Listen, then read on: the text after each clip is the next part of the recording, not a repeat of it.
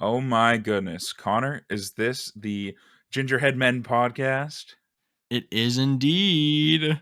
Yay! Yay. Yay. Yay. You know, Connor, today I've been pretty bored. Well, just so happens I've been pretty bored too.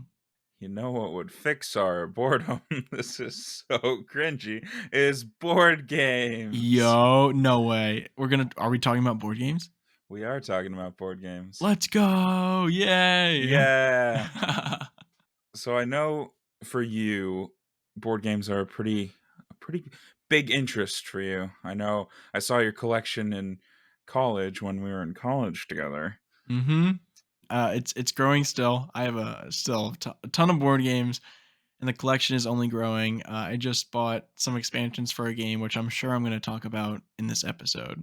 Why wouldn't you? It's the board game episode after all. The board game extravaganza. I am fairly new to board games in the capacity that we're going to be talking about them. Growing up, we had family game nights, Monopoly and Candyland. I don't know, those kind of board games. The simpler, well, I don't know that Monopoly's that simple, but family game night type. I don't know what I'm trying to think of, but Yeah, like you're talking about the casual board games, the ones that you think of normally, like Monopoly, Sorry, Candyland, like you said. But in my capacity, it's much more intense. Like the board games aren't just moving around an area; you're moving different things to different places to gain different things to meet certain objectives to gain more things and then overall win in a certain way, and every board game's different, but yeah, they're not your average everyday family board game. and also not to mention, at least for what I'm going to be talking about, but probably some games that you're into, you don't always win. There's not always a winner at all. No, some of them are collaborative and you're going against a common enemy, which is pretty awesome. Kind of like that take on it, because you don't need to be competitive all the time. It's not like I mean a certain card game we're not going to talk about. It is fun to be competitive sometimes, but yes, board games do offer a collaborative outlet, which is really fun sometimes. Yeah. Yeah. Yeah. So, I mean, before we get started, I know it's not going to be a long time for the listeners, but we haven't recorded in a little bit. uh, It's been a little bit. it's been a hot minute. Maybe we can offer some updates in terms of the nerd stuff that we've been doing recently. Some cool thing that came out that we're really excited about. It's going to date the episode, but I don't really care. Yeah, we're catching up with our gap in time since recording. I think, I don't know. Yeah. Yeah, it's all right. So, Logan, what recently have you seen slash did slash bought that was entwined with nerd culture or pop culture or any of the sense that you had a really fun time with? Well, our most recent episode that came out as of right now was Marvel Rivals, strictly Marvel Rivals. And we were kind of new to it then. I've been playing that a lot more. I know we've played a few times in that, Yeah. and I've been liking it a lot. I've been playing Adam Warlock. I told you this before we started Yes. recording. hmm I still like Psylocke. I don't touch Wolverine now. I mean, and after recording too, there have been now 5 characters that have been added to the game that weren't in the game when we originally recorded that episode, which is pretty Yeah. cool. Fantastic Four, Emma Frost. Get some X-Men representation, some Fantastic Four representation. And then later on in the end of the month, Ultron will be added to the game, Yeah. which is pretty exciting. A new specialist, so I'm pretty Yeah. excited myself. So yeah, more Marvel Rivals. It's a pretty good update. Any competitive yet? No. Competitive's too scary. I have branching off this, which I also told you that I should have just waited till we hit record, honestly. But I took your recommendation into account, and I've been playing the Guardians of the Galaxy game. Yes. We love to hear it. Yes. I love that game. I suggest that everyone who hasn't played it or heard of it really just give it a shot. It's really an amazing game, and you'll have a blast with it. If you like Marvel, and if you like Guardians of the Galaxy, it's even better for you. Yes, I can vouch for him now and say that Yes. it does have a very good story. And if you do want to start playing it and you desperately want the movie outfits, there's one in the first level, so be aware of that because you will miss it. Both of us missed it. Speaking from prior experience. Yep. All right. Well, I'll give my little update. As of right now, the Nintendo Switch 2 is about a month away from releasing. I think to the day. I won't say the date Oh, it is right now, but I it didn't know will it was be that coming out. soon, actually. Yeah, a month from today. Yep. And I was able to secure my Switch pre-order, so I am very excited for that. Is it overpriced? Yay. I mean, I don't think so, but I do. I was gladly gonna pay it anyway. But I'm just really happy I was able to get one of those, and hopefully in June I'll have my hands on it. My update's pretty short and sweet, but that's what I wanted to talk about. Hey, you're Yeah. gonna get to drive around in Mario Kart World. Yeah, I'm excited, and I didn't pay $80 for that game, so I'm even more excited. uh, Oh yes. that is definitely a plus. It is. I mean, with the bundles, it was technically only $50. So, like, Eh, getting a good deal, I think. But nah, with I'll the keep telling bundle, it myself was that. free. It Yes, came with it. I like how you think. Exactly. Yeah, All gotta right. justify that. I mean, I do. But anyways, let's get right into the episode. So yeah, we're talking about board games today. I love board games so very much. But I know Logan, you wanted to talk about one particular board game that maybe you wanted to start off with. Okay, yeah, you're the expert and I'm the novice, so I'll I'll get my little spiel out of the way. Or I can go first and we could sandwich it if you want. Doesn't really matter to me.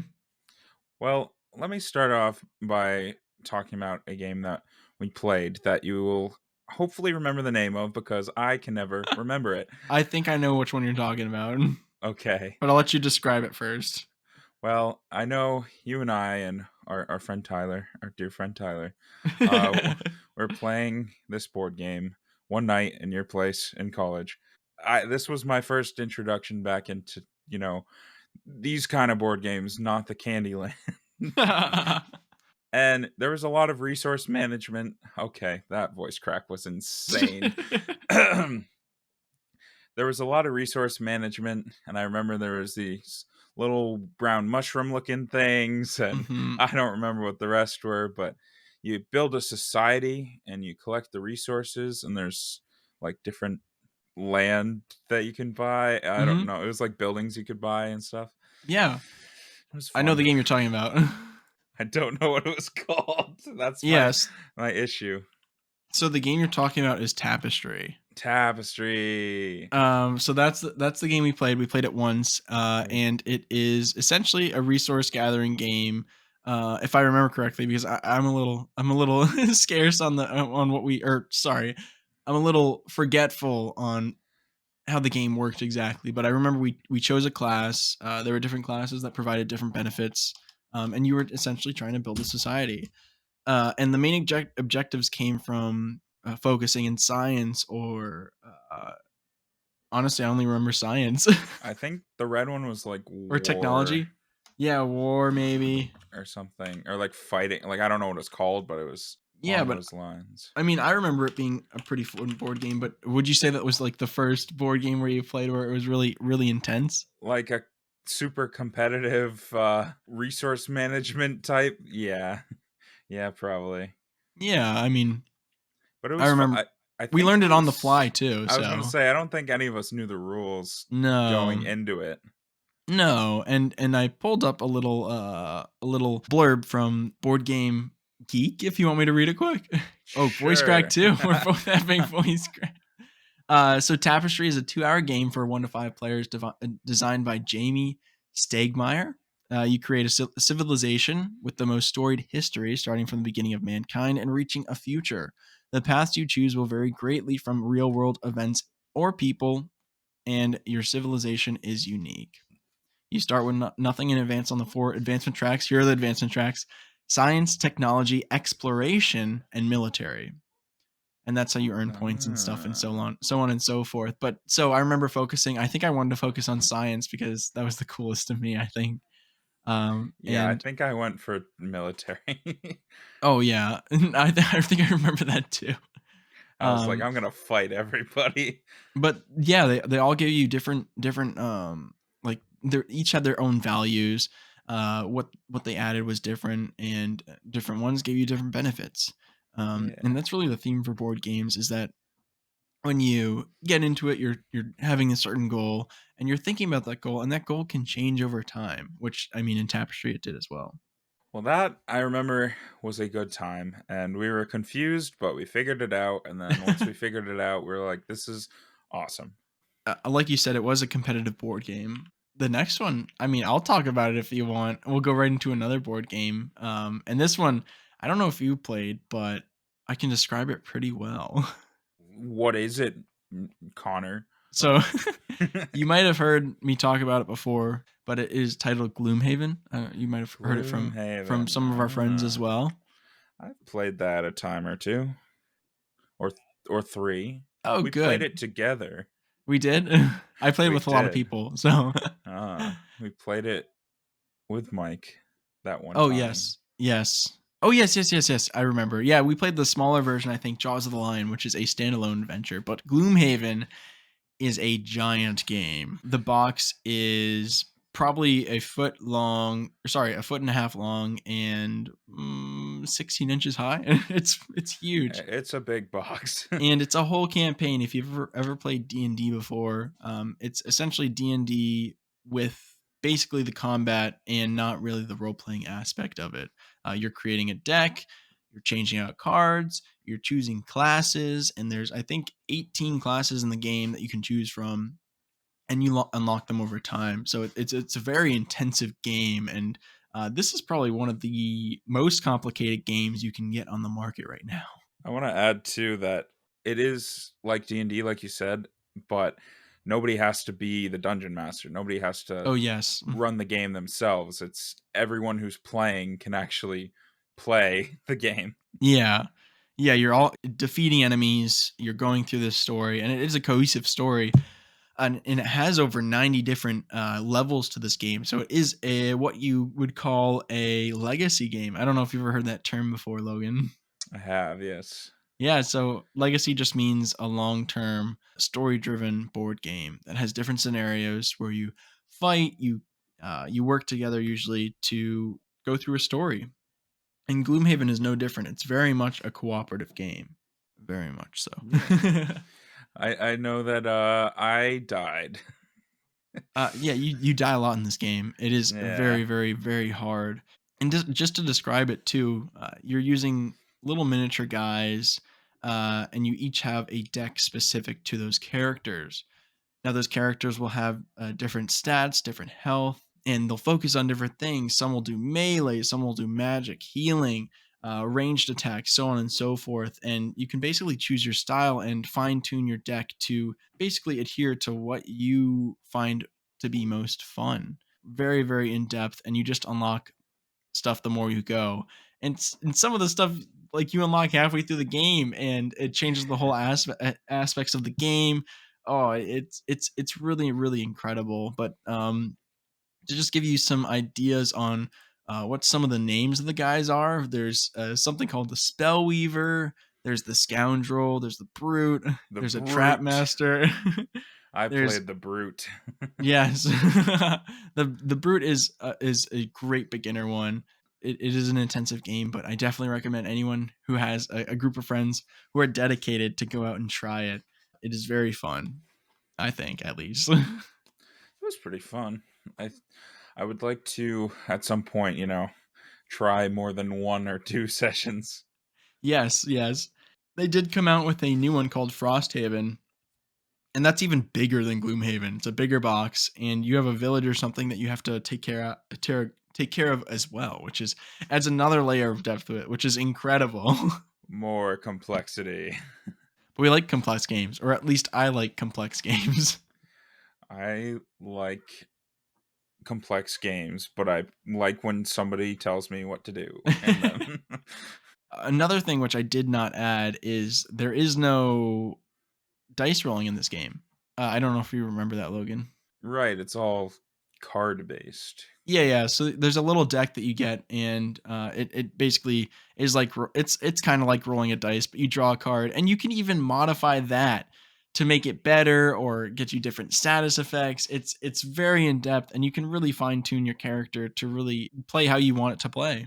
I remember for combat, each card has like a top half and a bottom half. Hmm. You have to choose two cards, and you have to specifically use one top and one bottom to Yeah, do your turn.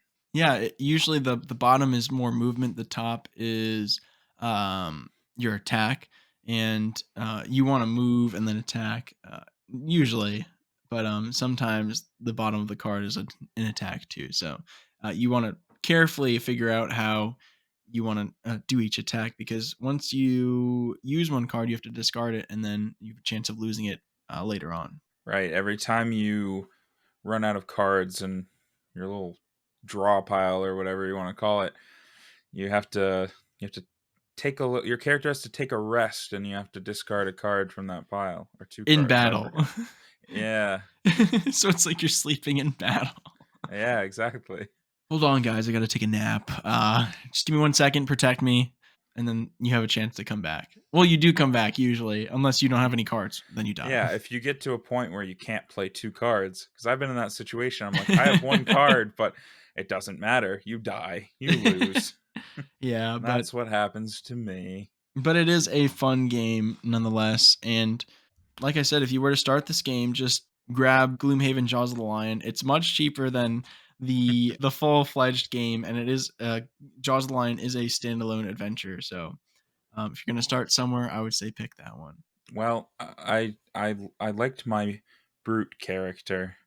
He's I named him after our friend Tyler. First name and last name, which I will not say, but Tyler, if you're listening, Tyler that lived with Connor. If you are listening, I named my brute after your full name. Ah, yes. And you can name your character too, so that's fun. That's my last note. Well, I think it's good notes.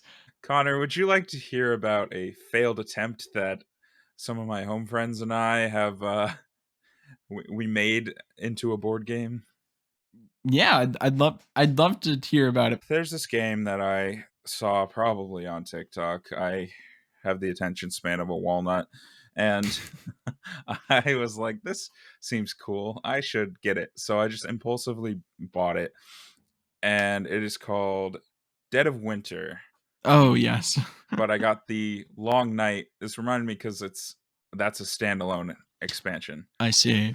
So it works with the regular Dead of Winter, and it works on its own, and it has more content than the original. So I was like, I'm gonna get this one. It's the same price, more content. Why not?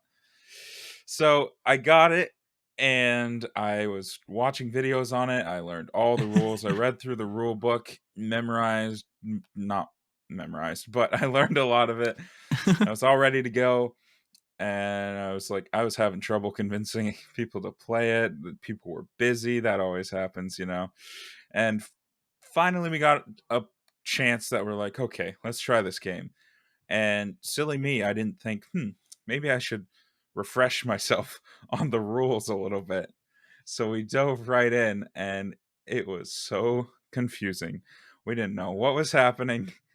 It was kind of a mess, but conceptually it's cool, and I think we kind of all agreed it deserves a second chance. The basic idea is you are survivors in a zombie apocalypse, and you're trying to basically just keep your group alive. You have a home base type place, Mhm. and you go out to different locations. Like there's a police station, there's a grocery store, I Oh, think there's a whoa. library and a school.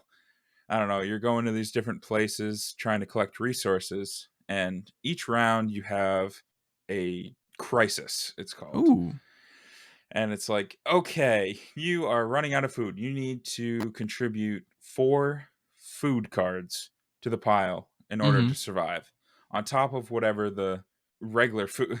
Basically, you have to feed your survivors, and then food's a bad example. Let's use gas. Let's just be like, you need gas to fuel the generators. So you need, let's say, 3 food to feed all your survivors, and you need 4 gas to fix the crisis. And you, as a team, have to collectively gather that many resources to survive. And if you don't, somebody dies. Somebody's character dies. That doesn't sound too bad, but you have zombies you have to worry about. Mhm. And every time you move to a location, like the gas station, for example, you roll a dice. And there's Yeah. a chance that you get a wound Oh. or you get a bite. And if you get a bite, you Oh. die. Just immediately or, That like, over character, time? oh yeah, that character Oh, dies. jeez. Oh my gosh. 3 wounds equals a death. There's also frostbite, which each turn you have frostbite, you get another wound. So it's like a timer, basically. Wait, is it 3 wounds you die or 3 bites you die? 3 wounds, sorry. Okay, I thought you said bites. I might have. 3 3 wounds, you die. Frostbite gives you a wound each turn that you have it, unless you clear it, which you can do with medicine. Mhm. And a bite is just instant death. Oh my gosh. And on top of that, there's a chance that one of the players might be a traitor. What? Yeah. So everyone has an objective that they need to win. On top of staying alive, like keeping your colony alive until the end, you have to meet a certain objective that is on a card that only you see, and Mhm. it's individual to you. The number of cards you have like shuffled together is based on the number of players, and Mhm. then you stick in one traitor card, and there's a chance somebody gets it. And of course, in our playthrough, somebody got it. Was it you? It was not me, but everyone suspected me. So there was 2 of us that contributed to, I believe it was a gas crisis. I could be wrong. It A might have been gas? medicine. Oh, Well, like, what I kinda think it gas? was medicine actually, like gasoline. We're gonna just say medicine. So we needed 4 medicine. She contributed one card. You play them face down, so you don't know if they put what you need. You don't know if they are faking you out, Mhm. and you don't know until the round ends, and you're either screwed or you're fine. So she puts in 1, then the next person goes and puts in nothing. Then I go and I put in 3 medicine. And I'm like, cool, that's 4 medicine. No big deal. And then the last one goes and we reveal, and there's 3 medicine and 1 just something random, like a book or Oh. something. I don't know. Everyone's like, oh, it wouldn't make sense for her to put 1 wrong thing in because it would be obvious. But Logan had 3 that he was putting in, so he could have easily snuck 1 in because you shuffle them too. So you Yeah, don't know whose was whose. that's pretty funny. And I am notoriously horrible at defending myself in these kind of games. We play Mafia sometimes. If I'm the killer or whatever in the Mafia game, it's obvious usually. But in this game, I don't know. I could not defend myself. So they called a vote, which is a mechanic, to exile me. Oh my gosh. So they exiled me from our little zombie community. And I was living outside, just going from location to location, like a little hermit. And they they ended up realizing that she was the traitor instead of me and banished her. Which, if they were wrong and they banished a second person and they were wrong, they would have lost the game immediately. Oh. Oh my That's gosh. a rule. So they were lucky that they were right. But their their colony ended up dying, and so they all lost. But the thing is, once you're exiled, you don't have to worry about the state of the colony. They can Mhm. die and it's fine. It doesn't affect you in the slightest. But I met all the criteria on my new card. You get a new card once you're exiled. And Mhm. I met my goal and I won the game. Yo. And I was the only person that won.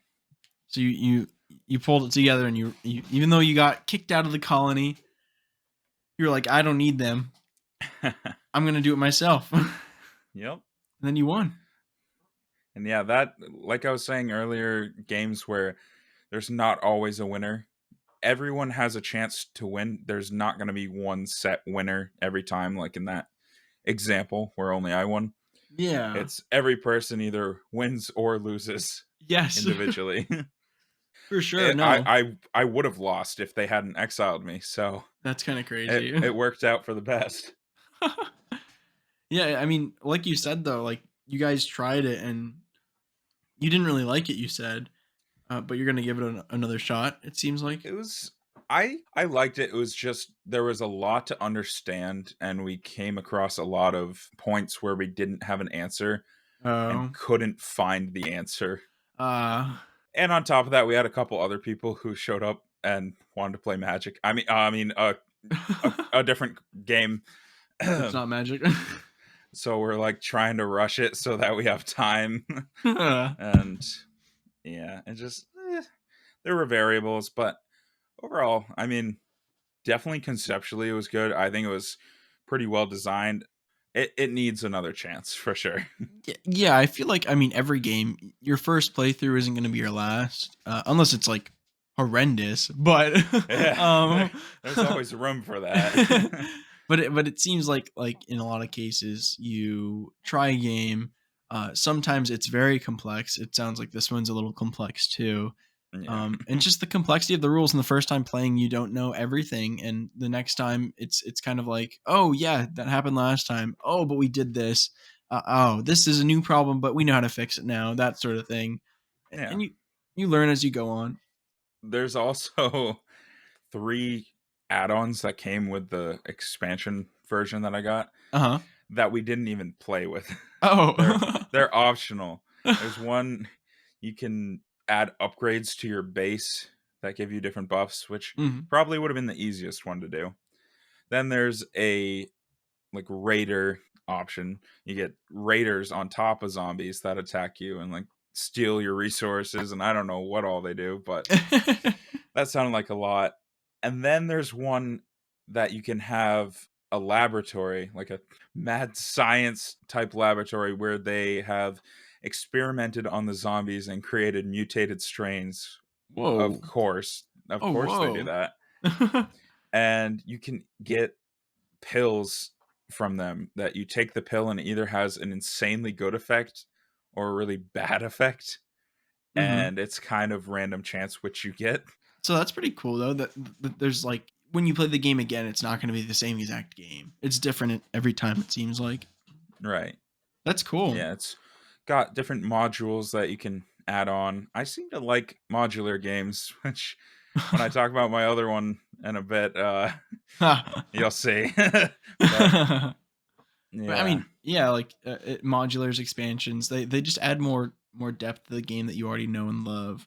I mean, yeah, you don't want to add the expansions as soon as you play it, but once you get the hang of it, it right. starts to feel like you're expanding the world. It just adds replayability. It makes it feel different every Exactly. time. Yeah, yeah, it's really cool. And I mean, the next game I want to talk about is I have a ton of expansions for this game. So it is a little game called Root. Root, Um, yeah, Root, also known as the game about woodland might and right. like Bloomborough. Yes, and it's no surprise that my favorite theming for a board game is little woodland creatures. So this one's no different.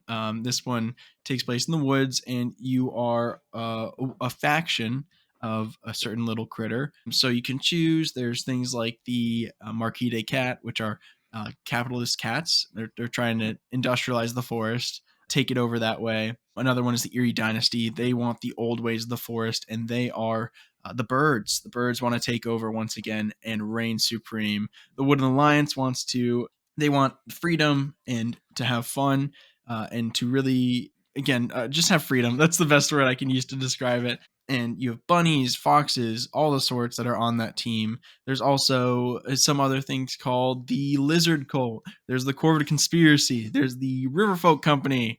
There is the something of the millions, the mass of the millions, or something like that. And those are rats. But what I'm saying is this game is very diverse. The best way I can describe it is it is an asymmetrical property, or sorry, takeover game kind of. Think of Risk, but way more complex with a lot more moving parts. I don't know if you've ever heard this game, Logan.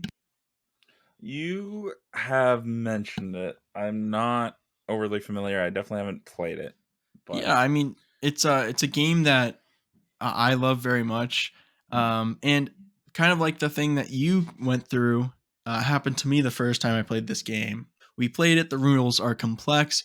We don't know what's going on, but we're having a little bit of fun. So we want to make sure the next time we play it the right way. So the second time comes around, we play it, and we absolutely adore it. It is a great game for anyone who, first of all, likes little woodland creatures, and anyone ooh, who my wants a little friend competitive game. my friend Connor, who's the co-host of this podcast I do, he likes little woodland creatures. No way. Uh, I should tell and him about this game. there is a expansion called Bloomburrow and Magic. Not to get Aw, there. magic. But it is one of my favorite sets. Anyway, again, Root. Like I said, though, I was going to bring up expansions. Now, the base game has the four factions, the four main ones. It's the Vagabond, the Woodland Alliance, the Eerie Dynasty, and the Marquis de Cat. There's three other expansions right now that add two factions each, and some of them add a map. And I recently bought all three. So I have every single expansion for the game, and I'm very happy about it.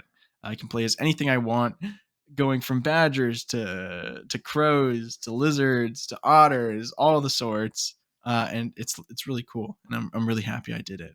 But that's the first game where I have all the expansions for, and that's why I really wanted to bring it up. And there is another one coming out soon for this game that is with frogs and bats. So again, I'm very excited. But I recommend it. Logan, you said you haven't played it before. I think we should play it. No, but I was gonna say I would be down to play. It's a blast in my opinion. I'm not going to harp on it too much, but I just really wanted to bring up Root at some point during this episode. And talking about expansions, Logan, you were going to talk about some game with a bit of expansions that you had in your collection.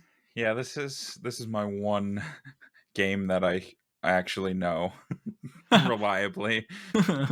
And it must be a nice feeling for you that you actually have all the expansions.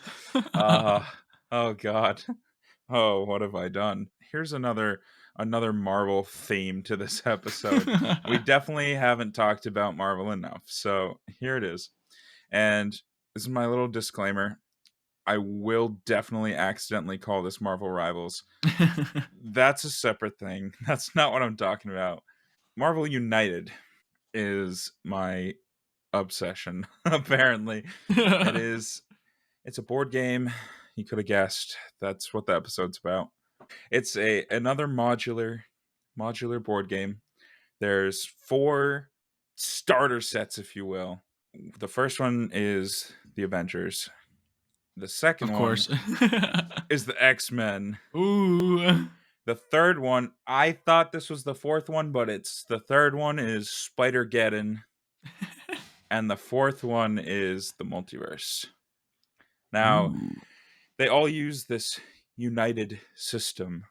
They have 3 waves, which is confusing because there's 4 starter boxes.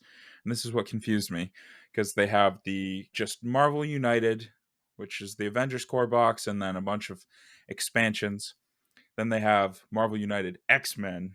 You can probably guess what the core box is for that one. Then they have Marvel United Multiverse.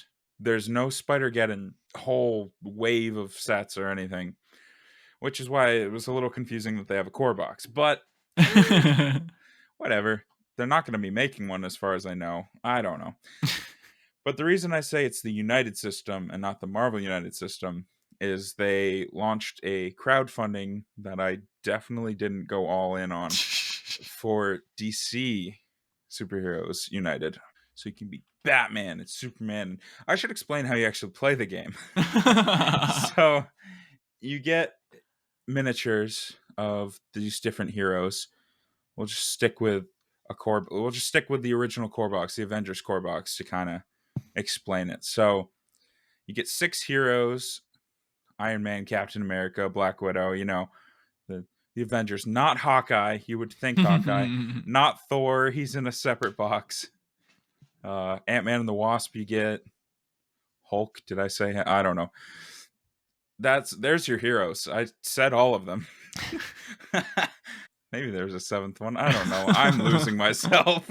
I could have Googled it. I'm not going to.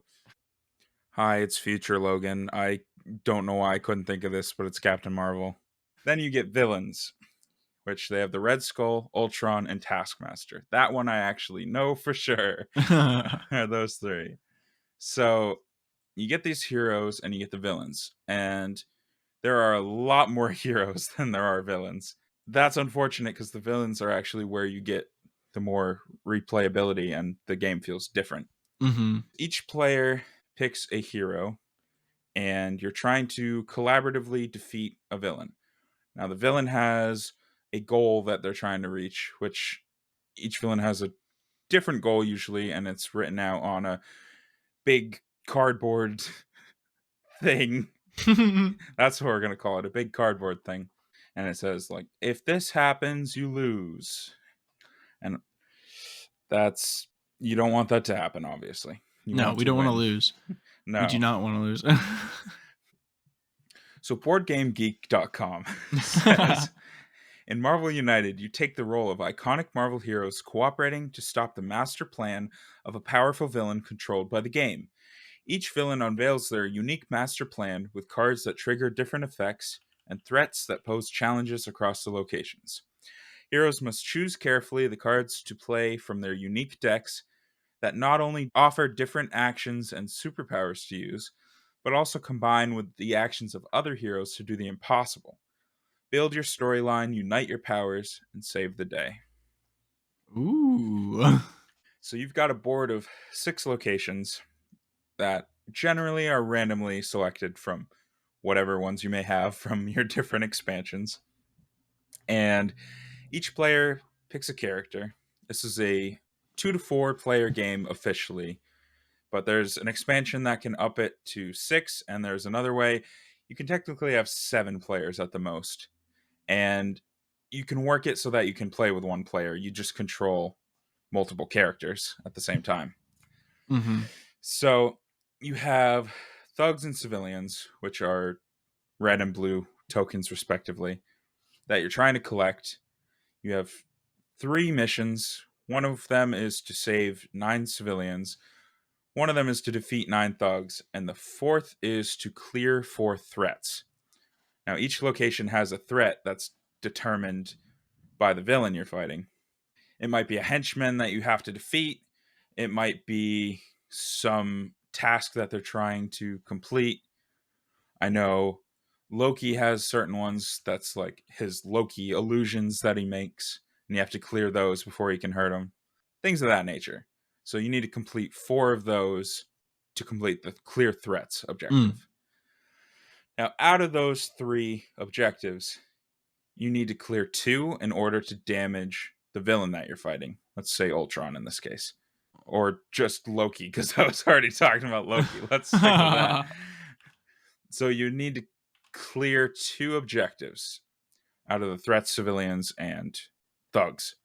Once you've cleared 1, Loki starts speeding up. As it starts, he goes first, and then you get 3 hero turns. It doesn't matter how many players you have, it's always 3 heroes go. Then Loki would go again. But once you clear the first objective, he starts going after every 2 hero turns. So he's getting faster. Now, this is bad because if he runs out of cards and he only has 12, he wins. All players lose, and the villain wins. So you don't really want to speed them up until you're in a good position to clear that second threat. Not threat, objective, I guess. As long as there's two objectives still in play, you can't hurt Loki and you can't win the game because you have to defeat the villain to win the game. So it's a lot of strategy of figuring out what symbols you have. There's a movement symbol, a punch symbol, and a star symbol. And then, of course, the wild that lets you pick one of the three. You use those. You use the stars to rescue civilians. You use the punches to hit thugs. You use the movement to move between locations. It sounds like a lot, but once you get going, it's not too hard to figure out. You get the symbols from the card played before you.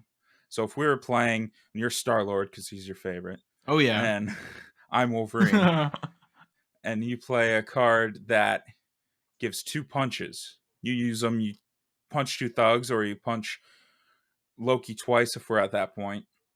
But then I play my card, and let's say it's a movement and a punch. I then can move and punch from my card and punch two more times from your card. You're setting up the next player, the next character, the next hero for success.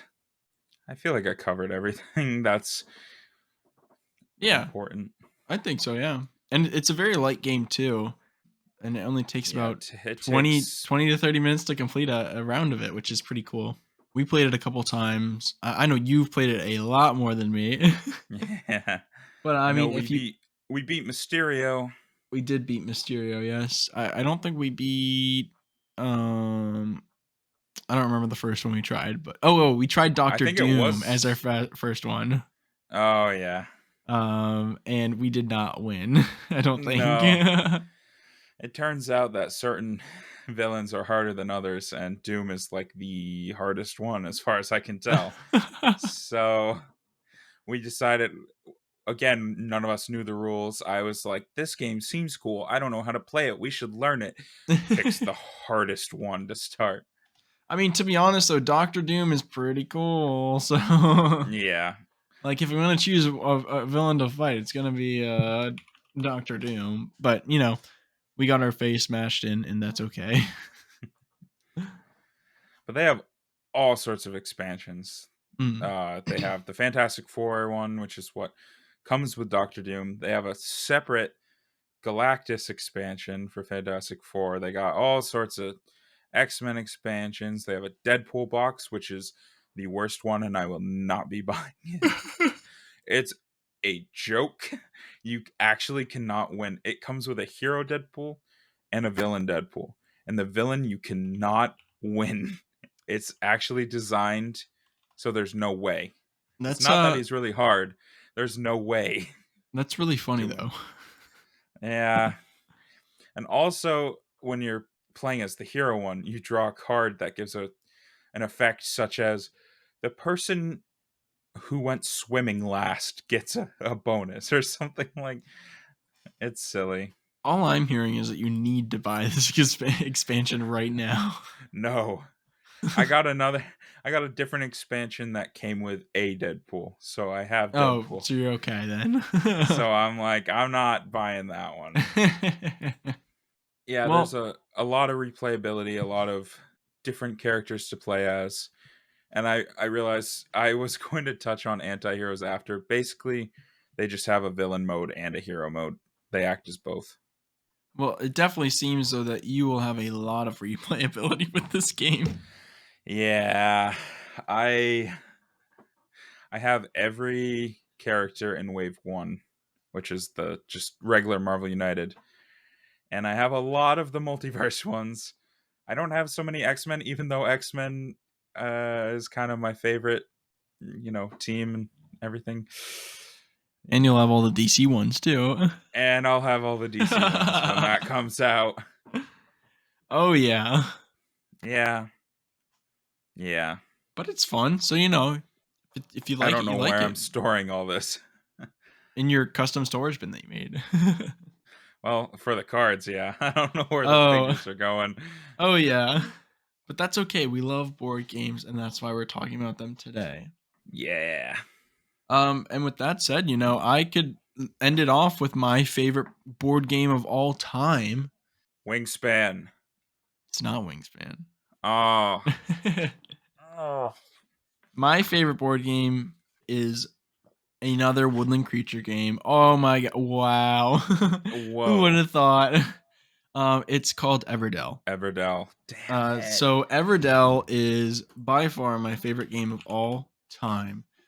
It is a resource management, or sorry, a worker placement game. So you're placing little woodland creatures into different spots to gather resources. Like the resources are amber, stone, berries, and wood, and you're using these resources to craft different buildings as well as bring in new residents to a town you're building in a forest. It is a not a cooperative game. It is a versus game, but you're not really hurting any other players other than blocking them to when they want to get specific resources.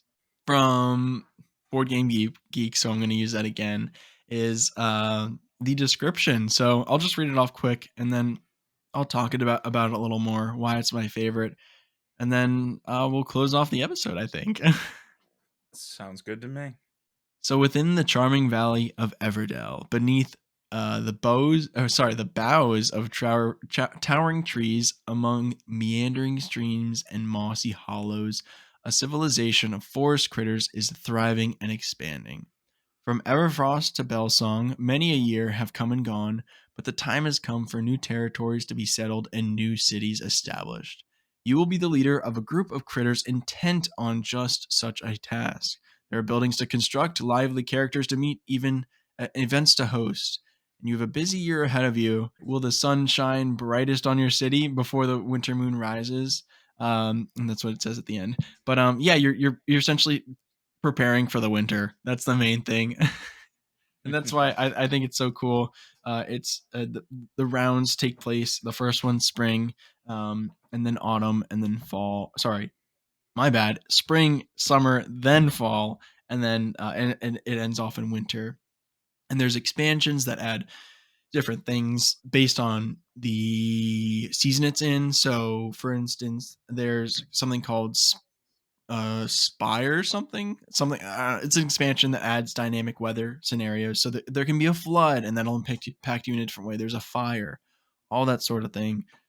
There's Pearlbrook, which adds frogs, pearls, all these sort of things. And it's just, I think, I mean, I'm going to bring it back to an episode that should be coming out in the future, is our I think it was single player or something like that, story driven games. But this thematically is so amazing.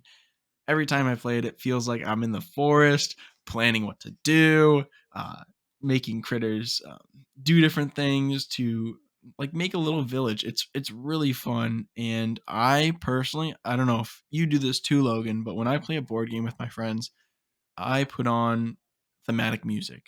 So in Everdell, I'll have just a playlist playing of soft guitar or some other things like that. You know, just to make the mood well. And it's just the ambiance is great and the game is great. So if you haven't played Everdell, oh, you got to play it. You got to play it. That sounds like a peaceful vibe. That brings me back to our D&D sessions. The the music on the TV. Yeah, Although I feel like we had intense like hell music. I don't like we hell did. themed music. It has to change based on the mood. Exactly. So if you're in a There's a fight city, it scene. has to be, you know, like all like the city, the sounds of the people talking, all that sort of things. But I think adding music to a game session adds so much more depth to it. It's so much fun. I Well, love the Everdell. the game sounds pretty cool. Another Bloomborough type vibe. What? No. No, you No could way. never. No way. No, and I have way more games that are based off of this too. Like I have Cascadia, that's another animal based one. Um There's Flamecraft, which is about dragons in a village. There's just Wingspan. There's Wingspan.